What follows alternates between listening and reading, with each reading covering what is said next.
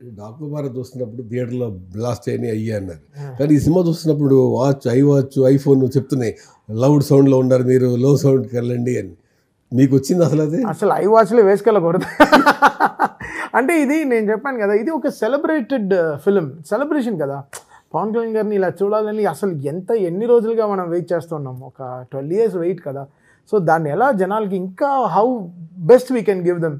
నేను సుజిత్ అయితే లాస్ట్ ఒక మేబీ ఒక 18-19 days అయితే అసలు ఇంత కొనుక్కు కూడా మేము తీసుకోలేకపోయాం.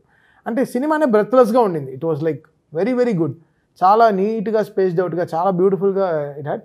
అండ్ నా ఎక్స్పీరియన్స్ పెట్టాల్సి అంతే. సో అది కరెక్ట్గా జరిగింది. లక్కీగా మాకు గన్స్ అండ్ రోసెస్ హిట్ అయిపోవడం, ఫైర్ స్టార్మ్ సాంగ్ హిట్ అయిపోవడం, ఓమీ అయితే విలన్ థీమ్ చాలా రోజుల తర్వాత ఒక విలన్ థీమ్ హిట్ అవ్వడం. సో ఇవన్నీ మాకు మంచి మంచి స్పేసింగ్ ఇచ్చేసింది సినిమాకి. అండ్ నేను ఒక గ్రాఫ్ వేసుకుంటాను ఎప్పుడు సినిమాకి. ఓకే ఇది ఒక ఆర్క్ మ్యూజికల్ ఆర్క్ ఉంటుంది, నోట్స్ ఆర్క్ ఉంటుంది.